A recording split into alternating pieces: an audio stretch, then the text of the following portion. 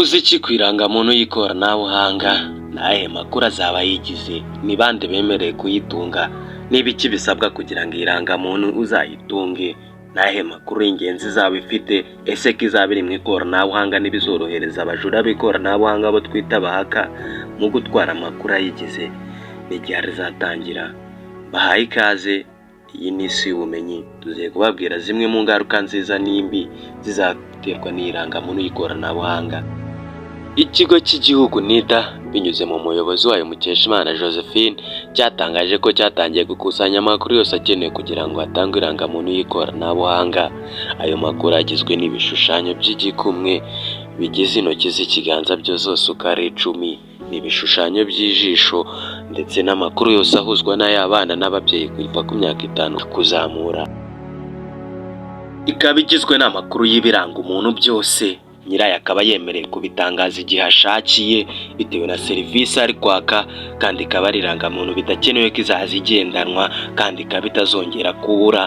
Nyirayo akaba yarimo amakuru azaza atangariza igihe ashakiye bitewe n'uwo yiteguye kuyabwira, ndetse n'igihe yumva atari ngombwa kuyatangaza akaba yabuza buri wese kuyabonaho uburenganzira.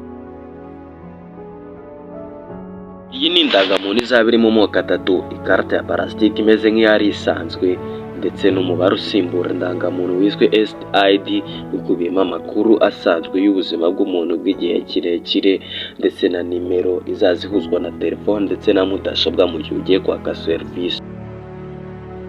Guverinoma y'u Rwanda yatangiye umushinga wo gushyiraho indangamuntu y'ikoranabuhanga Single Digital Identification System.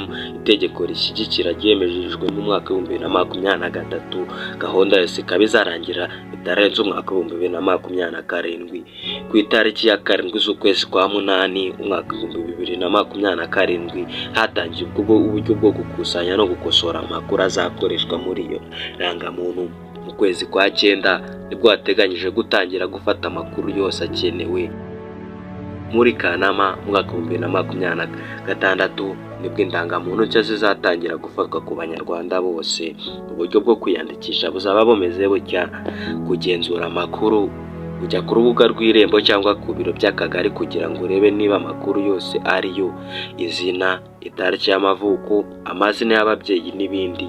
Iyo amakuru yose cyangwa yamaze gukosorwa uhabwa kode yihariye igufasha gukomeza ku rwego rurikurikiraho ifarwa ry'amakuru yose akenewe. Kuba afite imyaka y'amavuko 5 kuzamura hafatwa ifoto yuzuye, intoki z'igikumwe cyangwa fingerprint zose uko ari 10, ishusho y'ijisho cyangwa iris scan n'umukono. Kuba afite munsi y'imyaka 5 hafatwa gusa ifoto. Abana batagejeje imyaka 18 bazajya baherekezwa n'umubyeyi cyangwa umwishingizi. Ibi bishoboka n'imiterere n'indangamuntu nshya. Ikarita ya parasitiki izaba ifite amakuru make agaragara ku maso, ariko ifite na QR code ikoreshwa mu gusoma amakuru ajyanye n'umuntu. Indangamuntu ya digital izabikwa no gukoreshwa mu bikoresho by'ikoranabuhanga nka telefone, mudasobwa ndetse n'izindi porogaramu zikenewe bitewe na serivisi umuntu ari kwaka. Nimero yihariye iyo bita unique ID number izaba ariyo ndangamuntu izaherekeza umuntu ubuzima bwe bwose, aho kwerekana amakuru yose. Umuturage niwe uzajya agenzura amakuru asangiza n'inzego z'amategeko cyangwa ibigo by'ubucuruzi.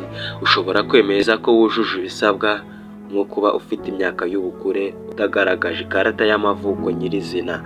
Amakuru yose azaba arinzwe binyuze mu ikoranabuhanga rikomeye ryitwa Public Key Infrastructure na Automated Biometric Identification System.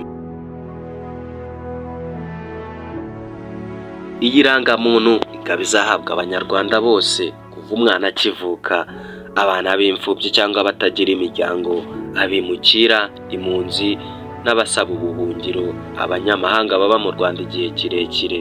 Iyi rangamuntu ikaba izaba ifite izi nyungu: abana bose bazahita bagira indangamuntu kuva bavuka, bigatuma babona serivisi z'ibanze hakiri kare, korohereza serivisi nk'iz'ubucuruzi, uburezi, banki n'imisoro n'ibindi. Umutekano w'amakuru, amakuru yihariye azaba agaragara ku ikarita ubwayo. Kugabanya ikibazo cyo gutakaza indangamuntu. n'iyi karita yabura, indangamuntu ya digital igumaho gufasha igihugu kugera ku ntego ya digital transformation. Imibare y'ingengo y'imari izakoreshwa mu gufata irangamuntu, umushinga wose uteganyije kuzatwara arenga miliyari 54 z'amanyarwanda mu mwaka wa 2025. Mu mwaka wa 2026 hagenwe arenga miliyari 12 kugira ngo habeho gutangira gufata amakuru y'itangwa ry'indangamuntu nshya. Indangamuntu nshya y'ikoranabuhanga Smart ID ni uburyo bushya bwo kumenya no kwemeza umwirondoro w'umuturage mu buryo bwizewe kandi bugezweho, kugera ku bana bavutse kugeza ku banyamahanga baba mu Rwanda. Izajya ikomatanya ikarita ya plastique, indangamuntu ya digital iboneka kuri telefone cyangwa kuri mudasobwa n'umwirondoro wihariye w'ubuzima bwe bwose. Irangamuntu izagira zimwe mu ngaruka nziza, harimo korohereza serivisi. Gutanga irangamuntu kuva umwana akivuka bizatuma buri wese abasha kubona serivisi z'ibanze nk'ubuvuzi, uburezi, ubwishingizi nta nkomyi. Kwihutisha ibikorwa bya leta n'iby'abikorera. Ibigo bya leta na za banki bizajya byemeza umwirondoro mu buryo bwihuse kandi budasabye ibyangombwa byinshi. Umutekano no gukoresha indangamuntu, kureba ko izaba ifite ibimenyetso bya biometric bigizwe n'imboni, intoki ndetse n'ifoto, bigoye ko umuntu yayigana cyangwa agakoresha indangamuntu itariye. Kurinda amakuru y'ubuzima bwite, amakuru yose azaba yanditse ku ikarita. Urugero, umuntu ashobora kwemeza ko ari umukuru atagaragaje itariki ya nyayo y'amavuko. Indangamuntu imwe ikora hose izifashishwa mu gihugu hose no mu rwego mpuzamahanga, bigafasha mu rugendo, ubucuruzi n'itumanaho. Kugabanya ikibazo cyo gutakaza indangamuntu. N'iyi karita ya plastique ibuze, indangamuntu ya digital izajya iboneka kuri telefone. Gushyigikira gahunda ya Rwanda mu ikoranabuhanga. Iyo Smart ID izaba ari igice cya gahunda ya Digital Rwanda igamije guteza imbere e-governance n'imiyoborere myiza. Ibibazo bishobora kubaho mu gukoresha irangamuntu.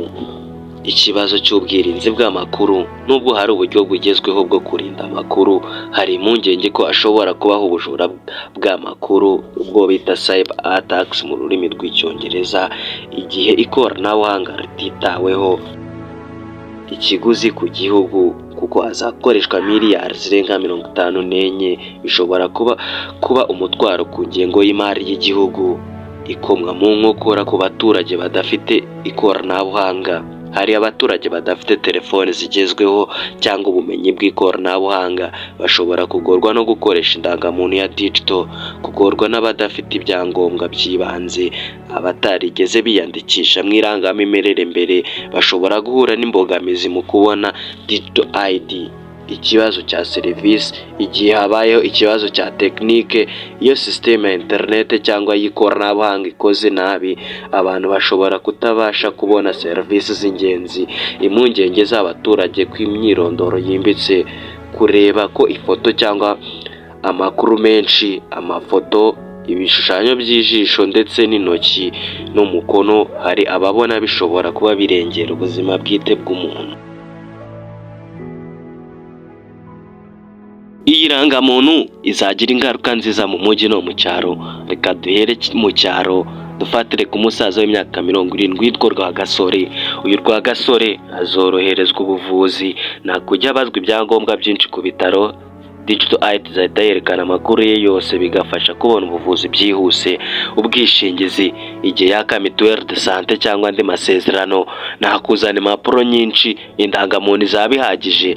Kurinda amakosa y'amazina, aho yanditse nabi mu irangamimerere mbere bizakosorwa mu kwiyandikisha ku rubuga rw'Irembo.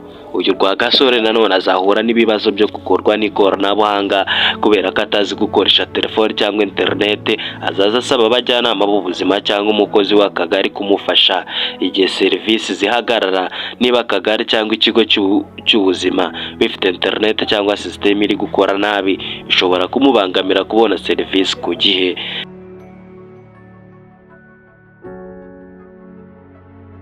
Reka dukoreshe urugero rw'umukobwa ukiri muto witwa Ariane w'imyaka 20 mu kagaragaza ingaruka nziza z'irangamuntu y'ikoranabuhanga. Uyu Ariane azoroherezwa serivisi za banki. Ariane ashobora gufungura konti ya banki akoresheje digital ID gusa, atagombye kuzana kopi nyinshi z'impapuro. Kugenzura ubuzima bwite, niba agiye gusaba akazi gasaba ko afite imyaka 21, ashobora kwerekana gusa ko yujuje imyaka, atagaragaje itariki nyayo y'amavuko. Gufasha no mu ngendo, digital ID ifasha mu ngendo zo mu gihugu no hanze kuko ari ikarita imwe ishobora gukoreshwa mu nzego nyinshi. Uyu Ariane nanone ashobora guhura n'impungenge ku burenganzira bw'amakuru ye, ashobora gutinya ko amakuru ye yose, igishusho, imboni ndetse n'amafoto ye ashobora gukwirakwiza igihe habaye ikibazo cya tekinike cyangwa ubujura bw'amakuru. Kuba igikoresho gihenze, niba telefone ye yatakaye cyangwa yabuze, ashobora kugorwa no kubona indangamuntu ya digital igihe kitari gito.